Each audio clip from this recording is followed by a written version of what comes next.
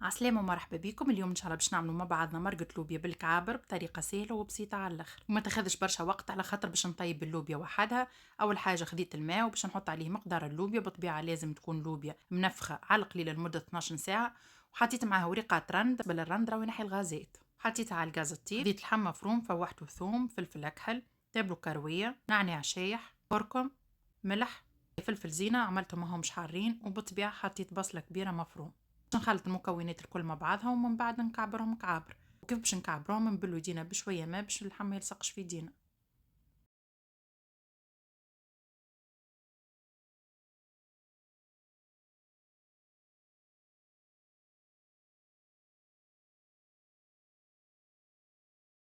كملت كعبرت اللحم مفروم الكل.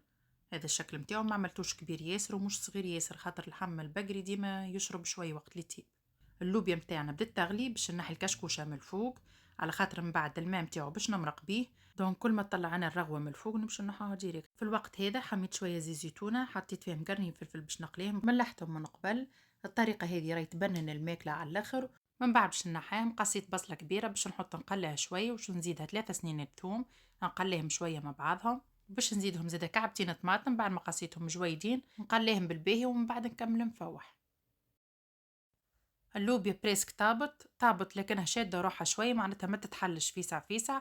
هذوما كعبات حبيت نعطيكم أستيسو صغيرة. وقت اللي تبدا طايبة اللوبيا بريسك طايبة، هي ناقصة طيب، فما يبدو كعبات من الفوق، تبدا القشرة متاعهم معكرشة هكا شوي وطالعين من الفوق. هذوكم كعبات نحوهم على خاطر ما يطيبوش من بعد.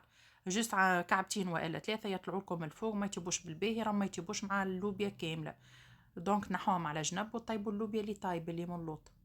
من بعد ما قليت البصل والطماطم والثوم، باش نزيد مغرفة طماطم كبيرة حليتها في شوية ماء ونخليها زادة تتقلى، ومن بعد نكمل بقية الفاحات. فلفل أحمر تابلو كروية، ملح، وتنجموا تزيدوا شوية هريسة عربي، عندي هريسة حكة فزدت هريسة حكة كهو، وبطبيعة شوية كركم باش نخلطوهم بالباهي. ومن بعد نمرق الماء اللي طيبت فيه اللوبيا باش نمرق بيه ونحط اللوبيا ديريكت.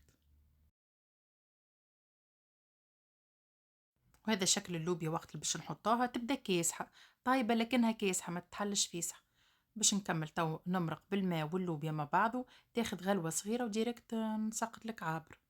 ومن بعد نقص على الغاز نخليها تطيب سلة سلة، ما تاخذش برشا وقت، ومن بعد نطفي عليها.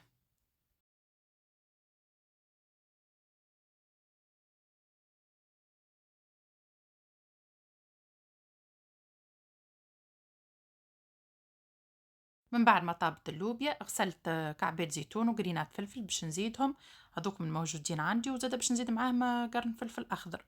تنجموا بالطبيعه تزيدوا الفاريونت كيف ما تحب، ورشه فلفل اكحل. توا باش نطفي عليها ونخليها على الغاز.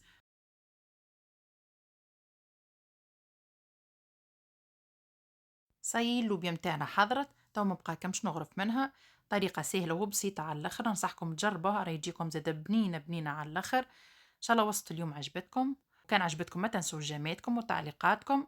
وتوا ما بقى كمش نقولوا اللهم صل وسلم وبارك على سيدنا محمد وعلى آله وصحبه أجمعين. جاية طيبة وبسلامة.